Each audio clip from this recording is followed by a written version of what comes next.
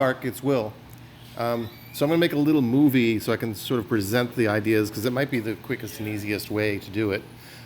So here is the plan view of that drawing I sent you.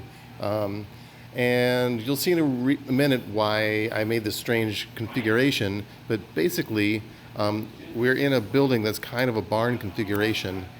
Come on now. Here is the barn itself.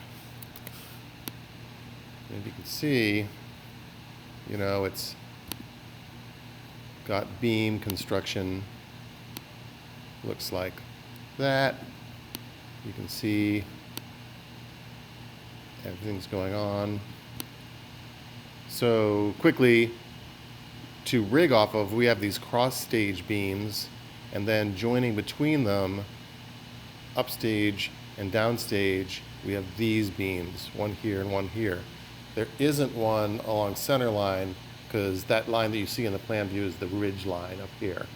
Center, there is nothing to rig off upstage, downstage, center. Thanks a lot, barn builders.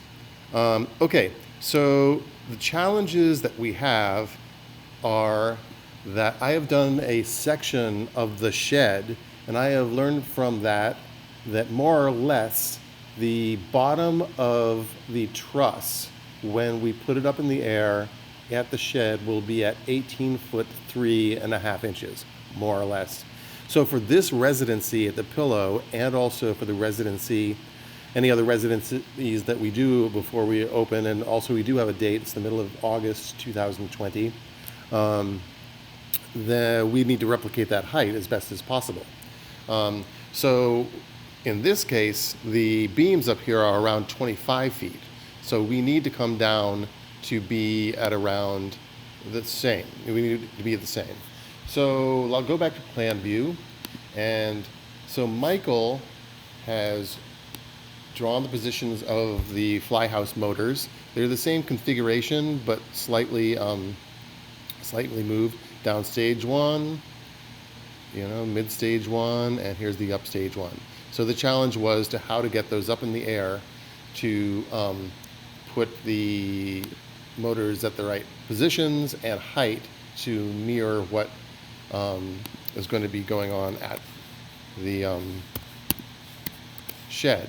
So what I did, and I don't say this is the right way, it's just what I did to figure this out, was I wanted to minimize the truss as much as possible, and that is partly because, or kind of entirely because, there are these projectors that are going up there as well, and we need to keep the projectors, away from the truss for shots and other things. Here's a projector, there's a projector, and there's another projector. And those are probably the things that you were mentioning in that, what you thought like maybe there are other motors, but there they are. So basically I've tried to make as small a structure as possible at the right trim so that these motors will be where they will be at the shed so that we can get proper rehearsal. So that being done, what we get is the tracks being, this is the highest that the tracks can go, also basically butted up against the bottom of the truss. And yeah, imagine the way I imagine it would be done is that we would attach the truss to pipe going across, suspend the pipe straight up via cable, chain, or whatever, and then cross brace with a bunch of stiffener pipes to lock it all in the same way that we will do with the truss.